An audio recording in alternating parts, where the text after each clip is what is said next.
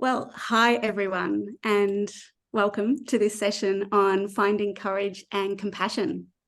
It's day 6 of World Childless Week, and it's We Are Worthy Day. And we are all worthy. I'm Judy Graham, and I'll be facilitating our discussion today.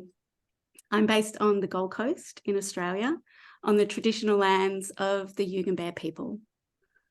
And among other things, I'm a childless woman, childless by circumstances. I'm a counsellor who supports other women who are childless, not by choice. I'm a Reignite workshop facilitator, and I'm a World Childless Week ambassador, which I'm deeply honoured to be. I want to give a big shout out to Stephanie Phillips, who has just been on screen, and thank her for World Childless Week. Your advocacy and creating these spaces where we can all share in our own ways, and for the courage and compassion that you show around childlessness. Thank you so much. I'm delighted to be here and sharing this discussion today with Naomi and Melanie and Sarah, and we're going to bring them into the conversation very shortly. Firstly, coming to our topic and why we chose these themes of courage and compassion. Navigating our childlessness involves the double whammy of tending to our losses in the context of being in a family-centric world. And that means that we're experiencing those stereotypes, being devalued, being excluded from our childless lives, and having our grief invalidated. And in that context, it's no wonder that so many of us have felt a sense of vulnerability and perhaps internalized shame that chips away at our self-worth, our confidence, our sense of belonging. And that's the stuff that makes us withdraw, makes us stay silent, maybe makes us feel small to protect ourselves. Of course we do that. So how do we find the self-compassion that acknowledges this is hard, and the courage that says this isn't okay, I do matter, we are worthy? All of us here have felt that impact of disenfranchised grief, of social stigma, and what we want to do today is share some of the moments in our childless lives where something shifted or pulled us out of our shells and towards our sense of self-worth and agency.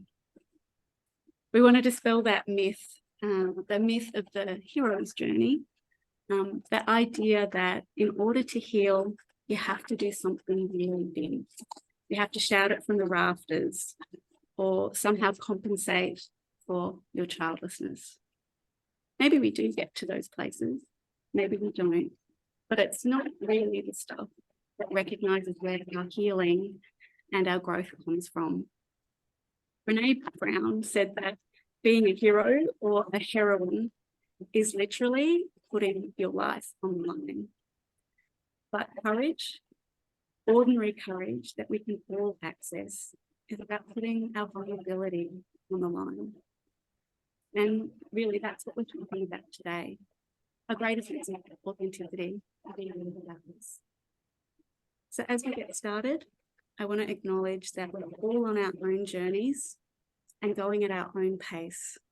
So if things are raw for you or new, you may need to tend to your grief before doing some of these empowerment pieces.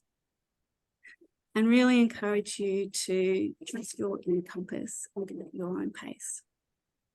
So please share and cheer each other on the chat thread. We might not be able to keep up with what's happening in the chat thread. Steph will be there to help that. So as we get started, I'd really like to invite our panelists to introduce yourselves briefly, or whatever feels comfortable. And people can also read more about each of us in our bios on the registration page at World Childless Week. So, Naomi, would you like to start with an introduction? Yeah, thanks, Judy. So I'm Naomi Geidel, and I am new to South Korea via the United States. So I'm an international educator, and I also work with Sonder Sisterhood, which is a community for those single and childless not by choice. I started a podcast called Singleness Extended Edition to kind of talk about the journey of extended singleness, which causes childless not by choice. So that's a little bit about my creative things that I like to do. So Thanks, Naomi. So glad you're here with us. Thanks. Sarah, would you like to introduce yourself? Sorry, you broke up there. Was that me? Yes, that's you, Sarah. Yeah, sorry. I'm Sarah Bradley. My childlessness came through a relationship breakdown, some difficulties conceiving, and then just the time never being right. I've since set up my business, Apricot Lane Coaching. I used to be a teacher, became a coach, and it started off as a niche, but now it's a big theme. I coach childless people to move forwards, to find fulfilling, happy lives. And recently I've also moved into the single and childless. Yay, Naomi. In that it's, I think Jody called it a double whammy of being single and being childless, and the place that sometimes puts you in. So I've started running coaching groups, which we call Cinch Coaching, Single and Childless, and that's a recent venture. But I love having got to the point where I feel I can support other people and advocate, and I'd never have thought 5-10 years ago that I'd have got to that place. So lovely to meet. I'm in Gloucestershire in the UK as well, in case that's important. Yeah. Thanks, Sarah. That so resonates, you know, that sense of having kind of got to a place of being grounded enough to be able to support and give to others, and to be here talking like this today. Who would have imagined? I know, amazing. A few years back, right? So welcome. So glad you're here. Melanie, would you like to introduce yourself? Oh, you might be on mute. Oh, we've lost your sound, Mel. Nope, it's dropped out a little bit. Is that any better? Yay, there you go. There we go. Okay. You hear me okay? Yeah, you might just have to speak up a little bit. Speak in. Yeah. So hello, everybody. I'm Melanie, and I'm based near London in the UK. So I'm a writer and an author and mentor, and my journey to childlessness is through early miscarriage. So part of my story is when I got to 40, I lost my daughter Grace. And this was really kind of a catalyst for me to change my entire life and my business as well. So 4 years ago, I published a book which was about our story. And I felt very strongly that there wasn't an awful lot of support for women and men, particularly around this subject. And in that time, kind of 7 years since, so obviously a lot of things have changed.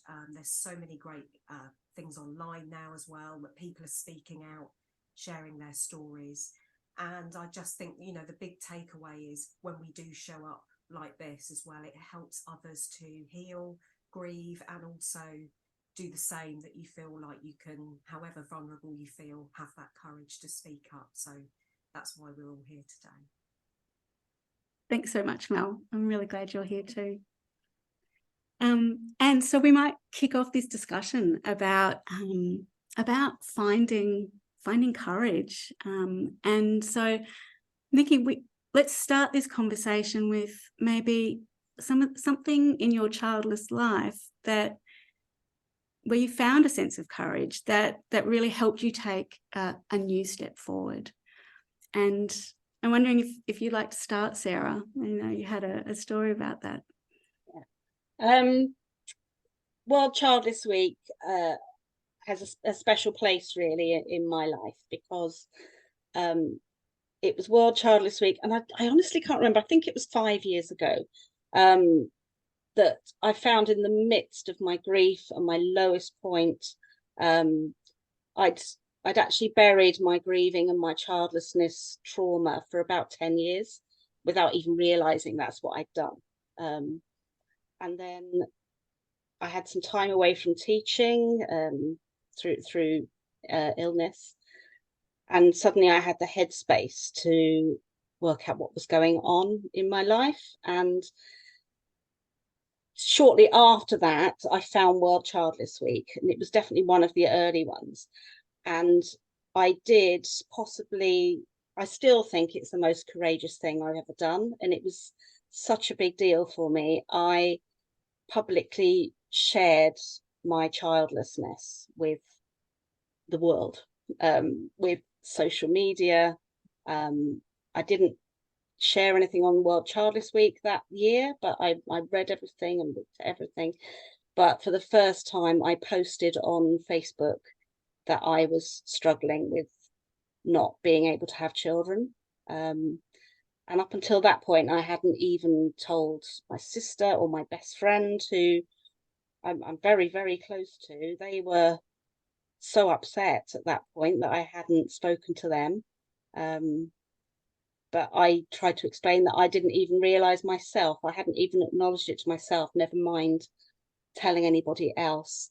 But the absolute dread of posting something on social media. And my biggest fear was that people would pity me and feel sorry for me. That was my biggest barrier to get over, really. And from that single post, I got wonderful responses, both online and in person. Everyone was really supportive. The word brave was used a few times. And honestly, from that courageous moment, I haven't looked back. So that was my brave turning point, if you like. And I'm still, sounds slightly arrogant, but I'm so proud of myself that I did that, because it was life-changing. It really was life-changing. That's not an exaggeration. It absolutely was. Thank you for sharing that. And that sense of not even kind of telling ourselves what's going on, that deep sense of kind of self-denial of what's been lost or what this might be. Yeah, it's when I had that time and space away from work, enforced. I didn't choose to do it, but I had to take the time for my health, and suddenly I had space to work out what was going on with me. It was quite a huge shift. Sounds really huge. And we're going to come back to what might have helped, what kind of helped you make that. But I just want to open up for Melanie and Naomi to share their kind of moments as well. And I'm wondering, Mel, would you like to share a moment that was a big shift for you? Yeah, so for me, what really helped overcome and work through my own grief was to write and journal.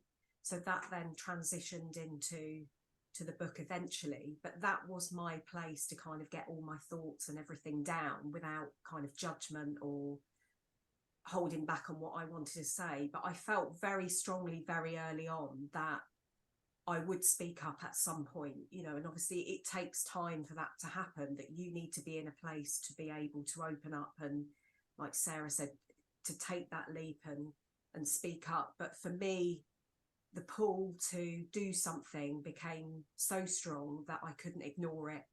And again, like what Sarah said, our pathways are different. However, it is life-changing. And I think you have a choice where you either you come to acceptance and show yourself that courage and compassion, again, which we're talking about, but also speak up, because as soon as you do, there will be others that sometimes, often, who you least expect will come out and say, yeah, me too, or yes, I do resonate with that.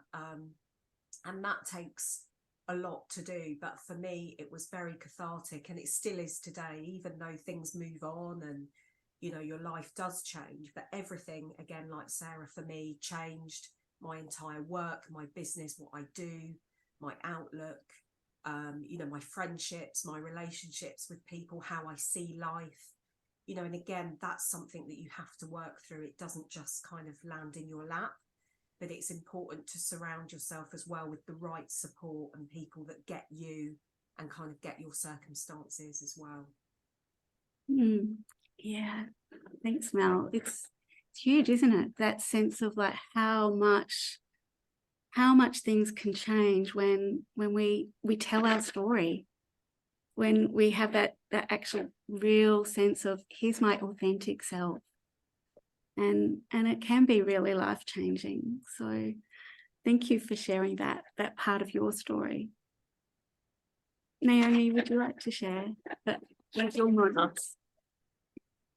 I think a few different moments. Like I didn't know what was happening with me, so I don't know how I came across Gateway Women to put words to my experience. And then once I worked through some things, like through a Reignite weekend, I finally got to the point where I was like, I need to tell my family, like, this is what's happening. See, and I still get teary. And because it's like, even though they're family, like, it just seemed like a big step. But once I did, then there was more understanding behind that. Some of those relationships handled it well, others did not, which is unfortunate. But through that experience, I know that,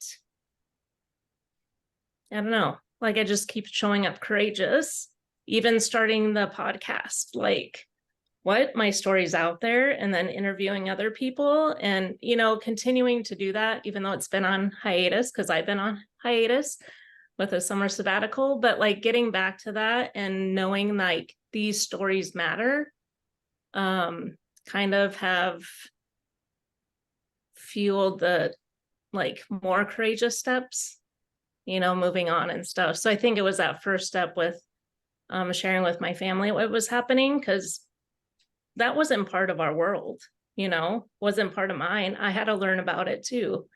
What is childless not by choice, and what is that grief that comes with it? And so, Yeah, it's Naomi. Yeah. I think that's just such a really important part, though, isn't it? That, you know, sometimes, you know, this is stuff that builds, but also we can start to share ourselves and our stories sometimes within the safety of the childless community. You know, sometimes we find these spaces and we can start to kind of gently, you know, put our toe in and share in some, you know, online forums or groups, or, you know, in spaces where we feel like we might be safely held. But there's another sense, isn't there, of our personal relationships. I think we've all kind of touched on this a little bit, but that sense of actually really being myself and sharing the pain and the loss with family or with friends, that requires another sense of vulnerability, doesn't it? Like, are they really going to get me? Are they going to hear me and hold me in the way that I need to? And sometimes we're not always met in those spaces. And that's the courage, isn't it, that it takes to speak up, to find our voice. I just wanted to say there as well that this is why groups and events and books and stories are so important. You know, again, like what we've just said, there's no kind of guidebook, I guess, in society as well of how to help us. So it is, unfortunately, in a way, our responsibility to lay that out. And I think that's what we're now doing. That's what we're seeing within our communities and forums and so on, is that's where we take our power back by expressing what it is we need. Because I almost thought that people should know. That was one of the biggest things that I had to kind of unpick, I thought they should know how I would feel, or how that was insensitive, or no, not ask, don't ask me that question, or whatever. And again, often, like you said, Naomi, it's your family or your closest people to you that you think are just going to get it. They're just going to get you. But actually, I think they're the hardest, because they see you as you are and think you're okay until you're not. And so just what you've just shared as well there, I'm sure everybody, I know I felt it too, like for you, you know, just huge compassion to you as well, because even showing up today, it doesn't have to be a big courageous step. Just even for those that have registered today is a huge step of courage and vulnerability. Yeah, absolutely. You know, every time we speak up, I think, around childlessness taps into our vulnerability, doesn't it? Because all those messages that we get, those comments that, you know, kind of the stuff of like, aren't you over this yet? Or is that really a big deal? Or, you know, how can you grieve something that you didn't have? You know, there's so many comments and messages that come in that really make us feel vulnerable and silent. So every time we speak up, it is kind of finding our courage, isn't it? And being compassionate to ourselves in the process. I was thinking of a situation for me, and I think there's been lots of moments along the way for me where I've really had to draw on courage to get to here. You know, some of that stuff about actually, you know, putting my website up and saying, here I am, you know, I'm a childless woman, and putting that out to the world, like the incredible vulnerability that I felt in doing that. And that was huge steps for me. But I'm also thinking some of the things that take courage in just like daily interactions. And one of the recent ones I was thinking of is a friendship group, a group of women that I'm in, and some have kids and some of us don't, which is actually kind of nice that there's a little bit of a mix. But in that group, like one of the younger women had just got married and was, you know, we're all excited for her. But one of the mums in the group made a comment, you know, that was like, oh, you know, I wonder how soon before she gets pregnant. And I just still felt that stab of that pronatalism that made me feel invisible. And in that moment, you know, it's like almost this sense of rising within of the injustice and the pain of that. And that moment of like, do I speak up? Do I let this go, or am I able to speak up? And, you know, I did have to kind of ground myself and take some big breaths, but being able to kind of say, you know, I'm really excited for her, but not everyone gets pregnant. Not everyone has a baby, and that needs to be okay too. And that felt like a real risk, because here's these women that are actually kind of like, oh, you know, it's all about motherhood. And so in that moment, she did apologize, and, you know, we had a conversation. I don't know that she really got it, but I felt for me that I was being true to me, and that I was really building my sense of self-worth, that I matter here, and I'm not prepared to be silent about that anymore. So I think, you know, perhaps, sorry to interrupt, Judy. I think perhaps something else that I was aware of when I first brought up the subject, and now when I do the little challenges, it is I have to be brave enough to risk upsetting people. And when that's people you're close to, that's a really tough thing to do. So my parents were the last people I really spoke to about it, because I knew they would be upset.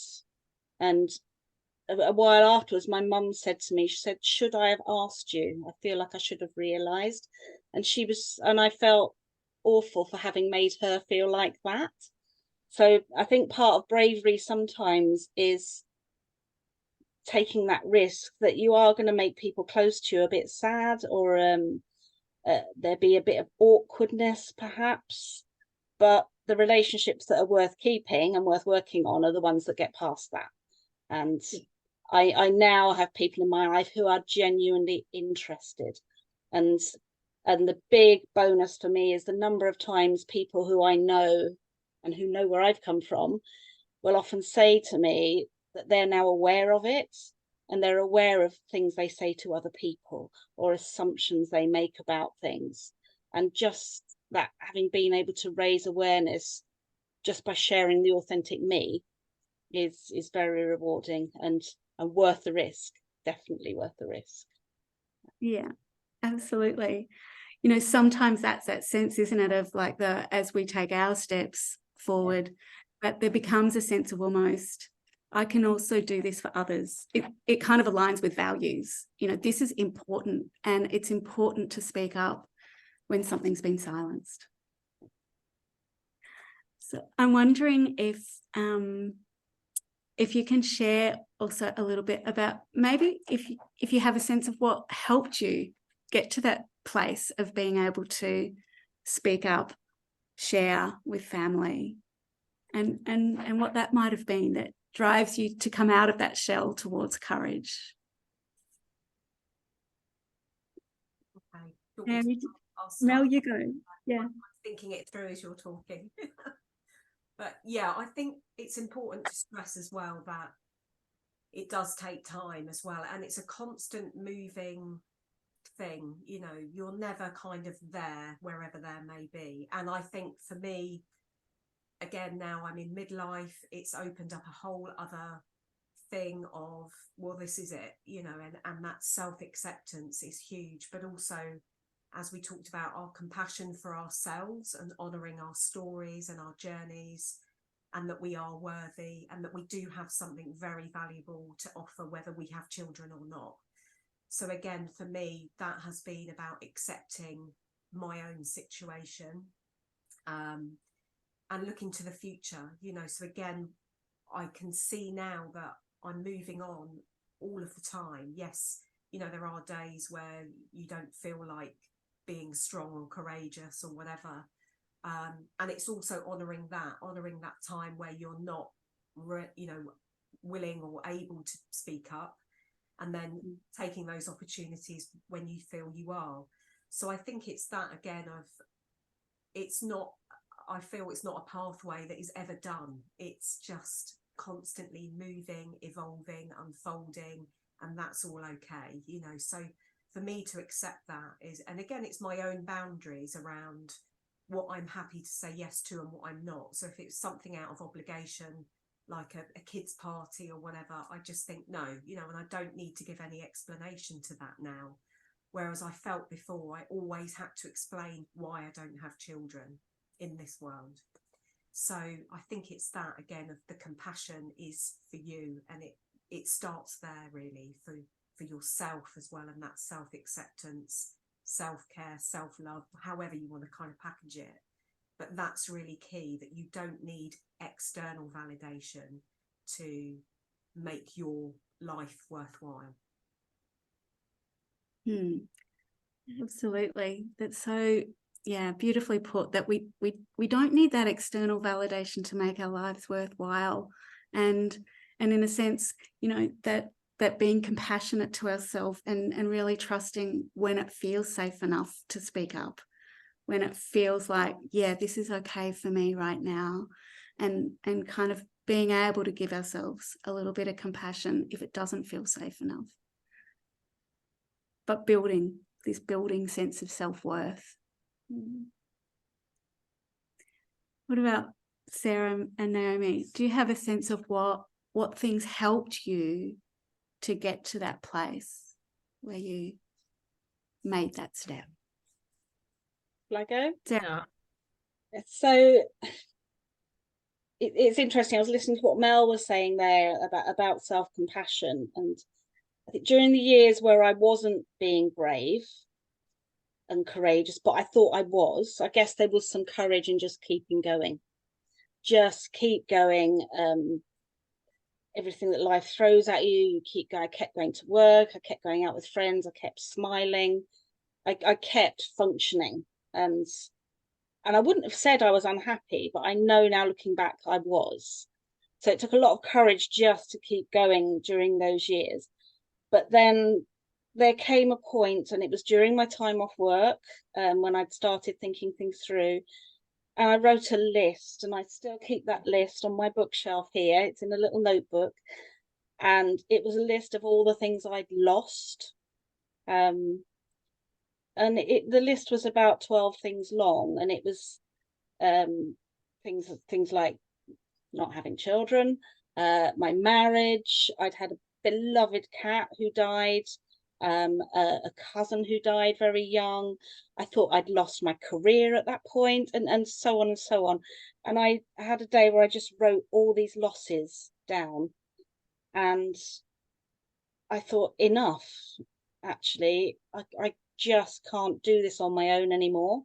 I'd made myself lonely in all those things, not lonely in a lack of friendships. I had people around me, but lonely in the sense that I hadn't shared any of those losses or grief, apart from the death of my cousin, where we did share grief. We shared family grief, and the fact that made it easier to bear.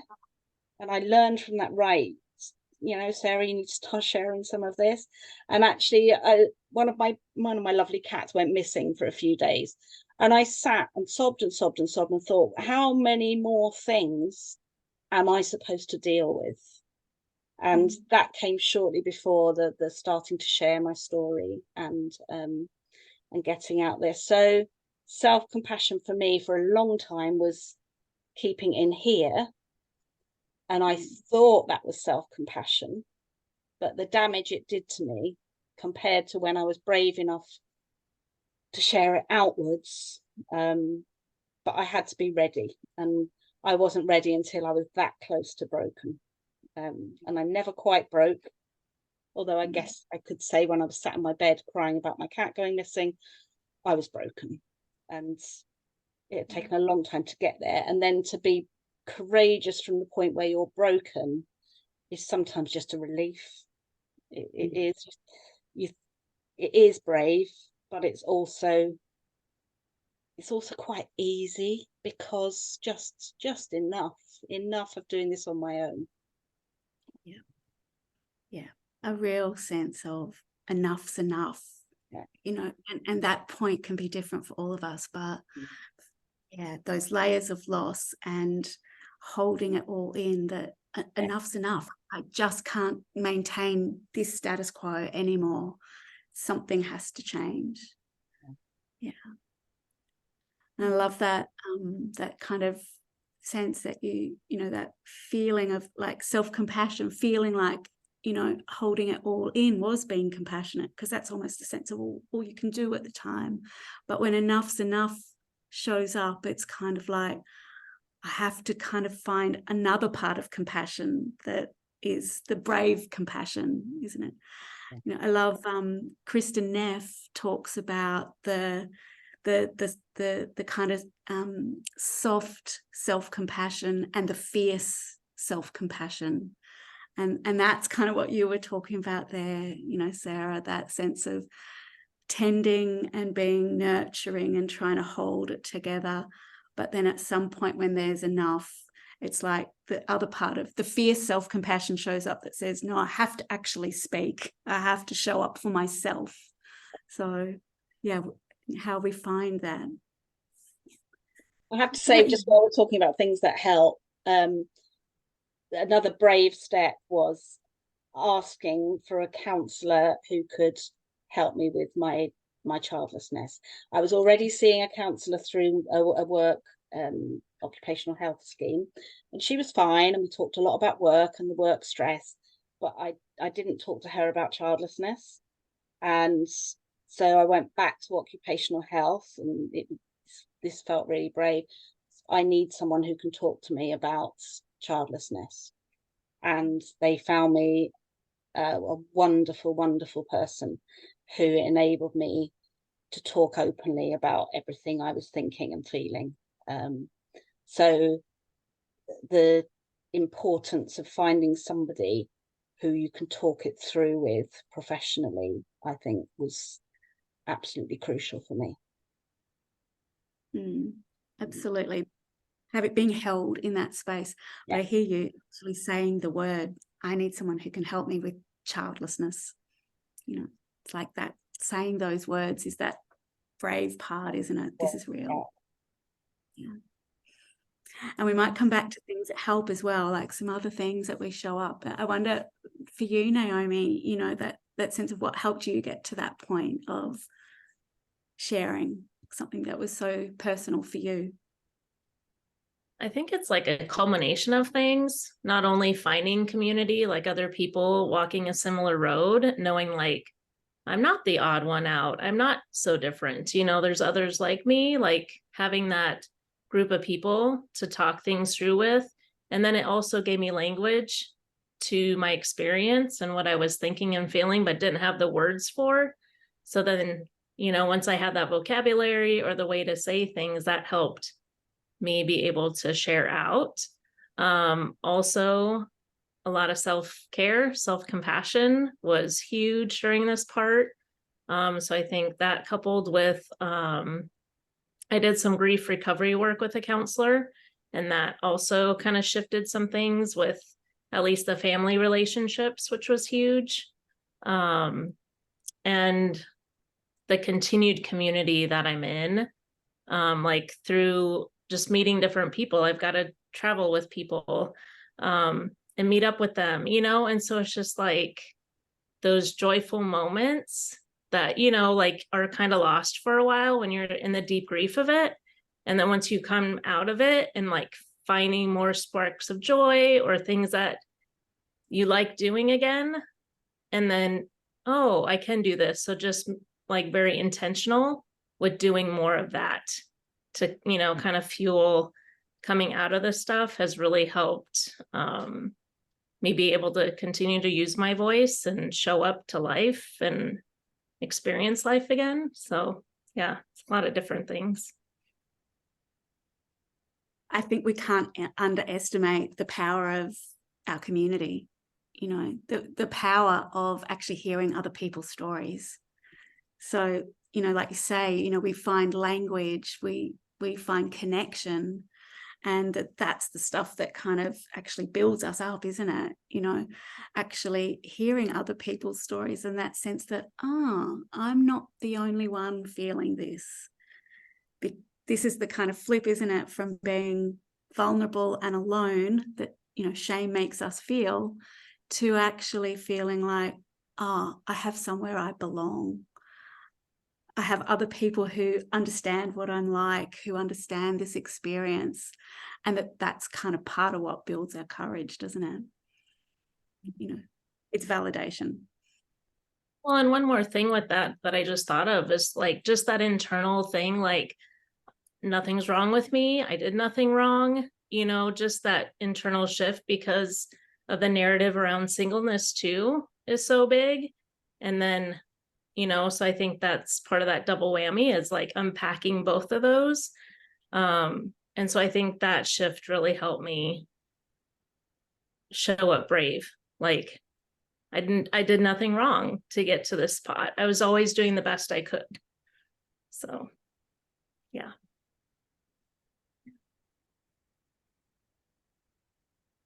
I think that's just so huge, isn't it? I did nothing wrong here. None of us did anything wrong here.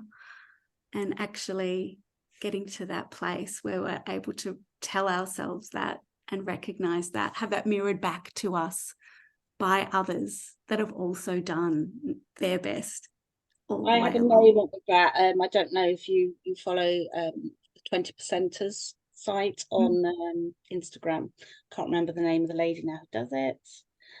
But I did her 20 questions bit, and one of the things she asks is, what would you say to your younger self?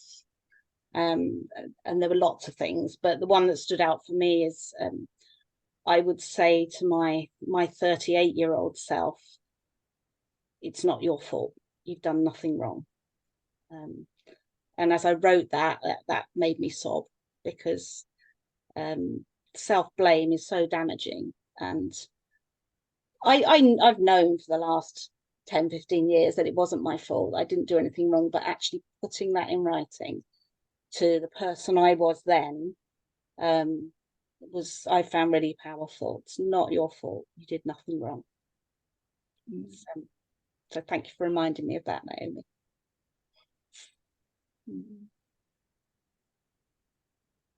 Powerful stuff, isn't it? That self-compassion voice, you know, like these are things that we might say to other people, aren't they? You know, to our dear friends, you know, it's not your fault, you did nothing wrong. But actually saying that to ourselves, writing it or saying it out loud to ourselves is powerful antidote to the shame.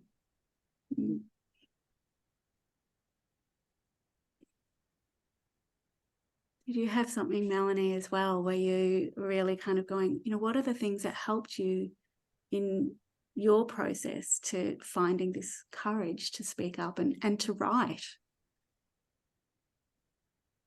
Oh, you lost me again. Can you hear me? You're back. Yeah. I think, it doesn't matter what our stories, our journeys are, but that phrase that you just said there, you did nothing wrong. Because we're always searching for answers. Like nobody could give me an answer, or just one. It wasn't one thing that I ended up in this situation where I am. But I think, you know, again, for me, like Sarah said, you get to a point where you have to deal with what is there. You can't avoid what you're thinking or feeling anymore. And I think that's where a lot of people get to eventually, is this kind of unraveling and really having to focus on the hard stuff too. But for me, writing, very cathartic.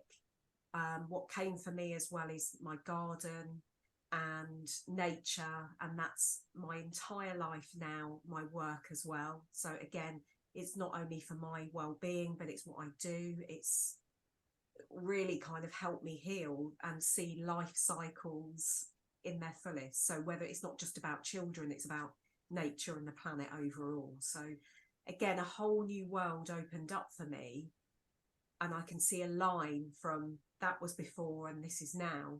So I think again, it's just being open to the future again and not closing off from life is really important. And as Naomi said, eventually you find small glimmers of joy, happiness, your tribe, belonging. It all just starts kind of falling into place a little bit more.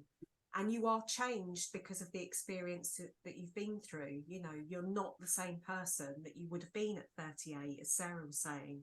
And I think it's really looking back and being proud of what you've got through, the dark times too. You know, we tend to gloss over the darkness, but actually that's where the power lies, is really facing that head on and embracing that too. Like we said, that takes a lot of courage to even just speak out the words, like we were saying, a childless therapist, or this is my situation, and not giving any more detail around that if you don't want to. You know, it is all about that self-acceptance, I believe, and that courage comes from us giving ourselves permission to show up and speak up and just be who we really are. Mm-hmm.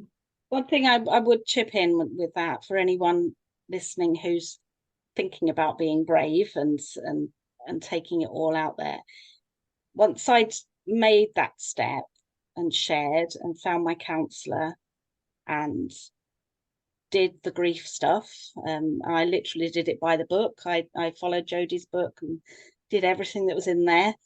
The shift for me happened really quickly. It was so I had a really tough couple of months where I did everything and cried until there weren't any more tears left, and fully did grief and sharing and this is who I am. The shift was really quick, and I almost suddenly felt the load had gone, the shame had gone, the guilt had gone, and very quickly actually life got better.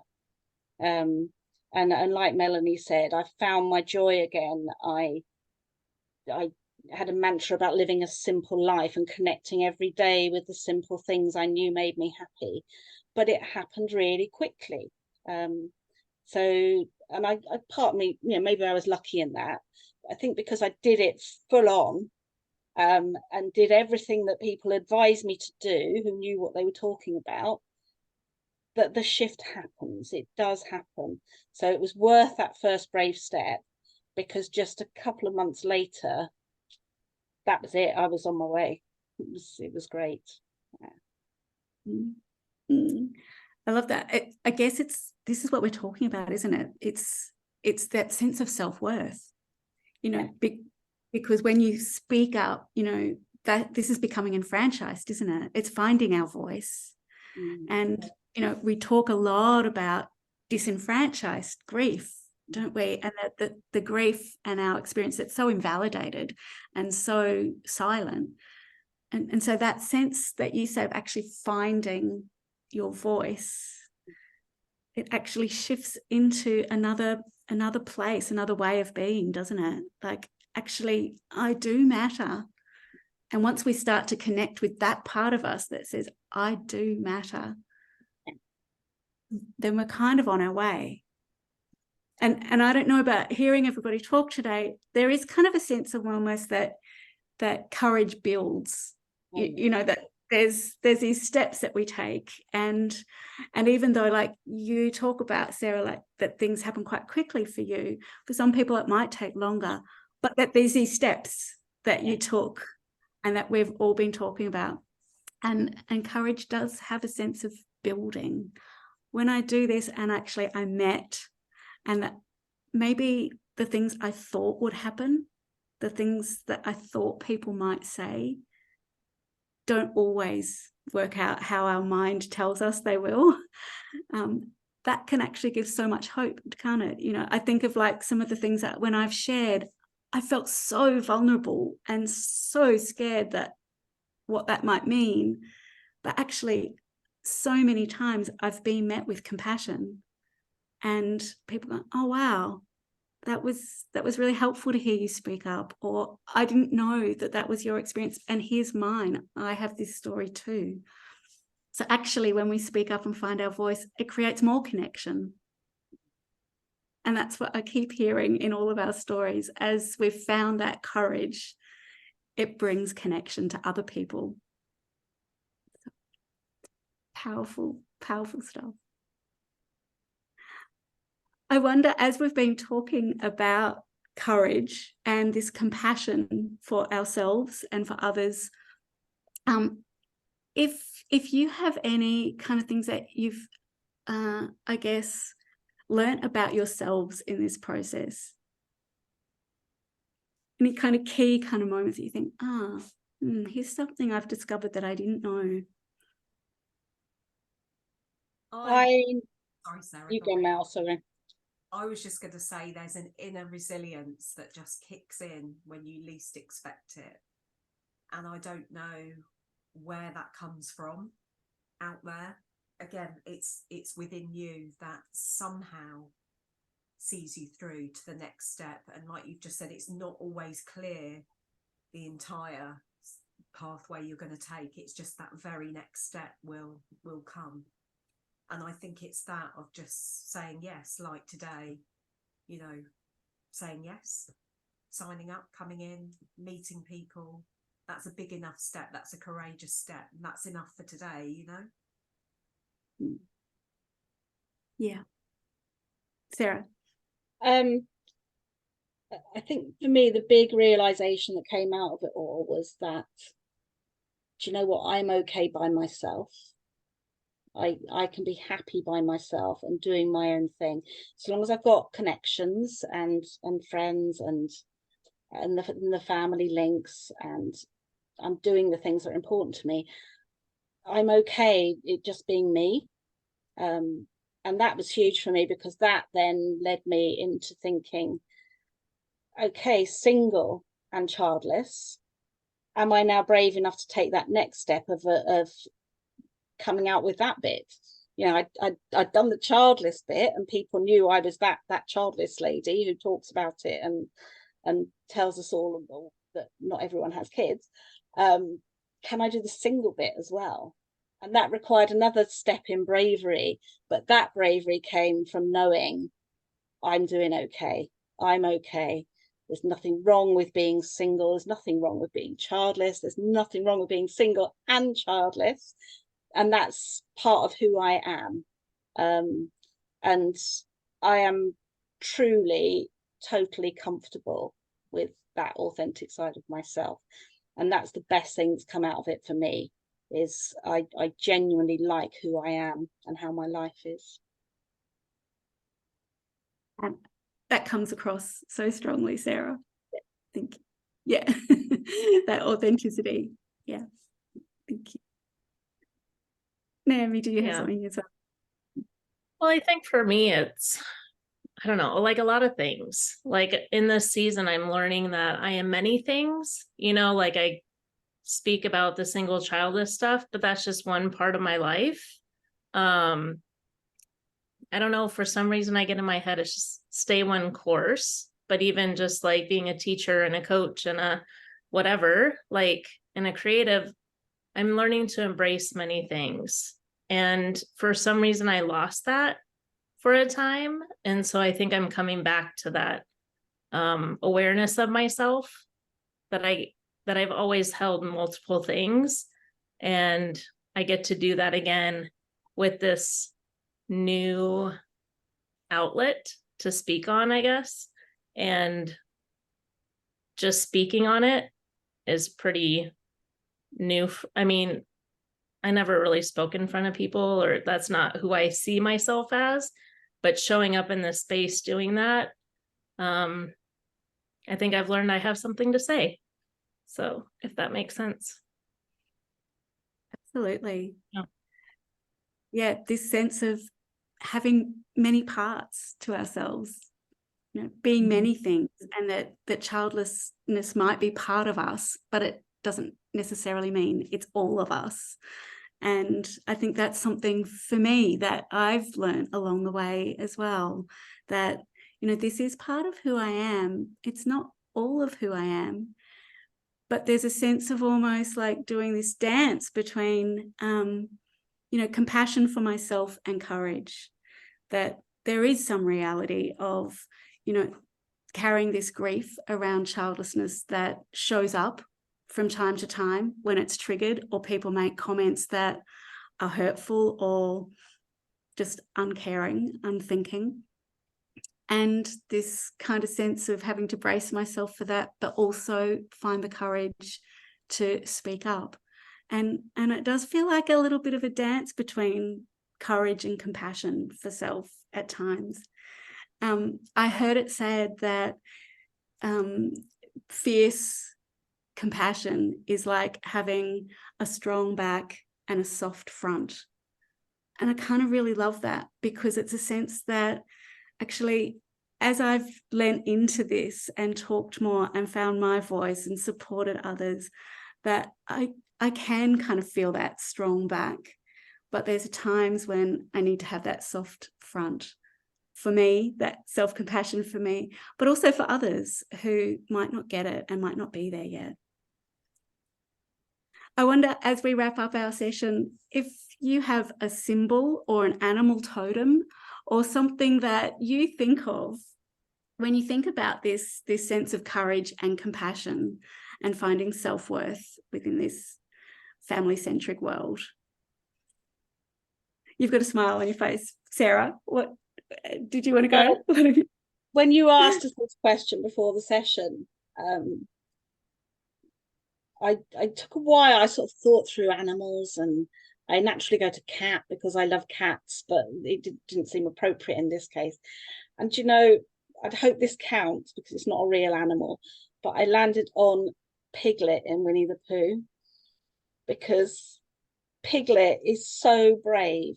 You know, he's small, physically small. He's anxious. He worries about things, but Piglet is so brave and full of compassion for other people, and he's prepared to stand up for other people, even though he's very small himself. So my courageous animal is Piglet, and I'm sorry it's not a real animal, but well, no, I'm not sorry. Piglet is my courageous animal. Absolutely own it. I think we can all relate to it. And maybe people listening might think of what their courageous animal is and put it in the chat. Naomi, did you have a symbol or an animal totem that comes to you when you think about this? What comes to my mind is love. So I love words and stuff, and that's just kind of what came to it. So, yeah. Thank you. It's all about love, isn't it? Yep. Yep. Big love. Mel, Yep. do you have a symbol or an animal totem? Yeah, I'm going to go for a symbol, so we've got a good mix. But for me, the first thing that comes to mind is the rose and roses, and that's really, yeah, everything that's come from it. It's Grace Rose, roses of what opened up for me, and yeah, when you look at them, they're all so unique and a thing of beauty, but they've also got the prickly thorns as well. So it's like the rose. Lovely. Yeah. All those parts, all those different kind of facets, and the uniqueness of it, and the uniqueness of you. I think for me, when I think of an animal totem, you know, sometimes it's kind of tempting to go for that, you know, the lioness that roars, and maybe sometimes I want to be that lioness that roars, but I actually think the thing that comes for me is a tortoise. You know, that actually sometimes I feel like I need to go slow and take step by step, and a sense of having that hard shell to retreat to when I need it. But like those Galapagos tortoises that have the really long necks, and I think over time they've developed those long necks by stretching and having to kind of reach and find their nourishment. That's kind of what this has been a bit like for me, that, you know, reaching out and speaking up and being courageous is that stretching of, you know, having to stretch, but at times needing to come back into that kind of comfort and just go, what do I need for me now? So a bit of a dance of reaching out, pulling in and retreating. So I can see that there's a few animals in the chat thread, animals, flowers, and symbols that people really connect to think actually finding our sense of courage and self-worth, it is a process, isn't it? And I guess landing on the fact that we are all worthy, and hearing all of your stories today and the way that you've shared with such authenticity and courage and bravery has just been really inspiring. And thank you all for sharing your stories. Thank you, Judy. You. Thank you. And thanks everybody for listening in and sharing your comments in the chat thread as well. So grateful for everyone being here today. And I hope you all go well. And I just a little reminder of all the resources that are available on the World Childless Week website. So if people are wanting to reach out for individual support or groups or connection, there's so many resources on the World Childless website. And so really encourage you to all go there and have a look and take what you need. Thanks all.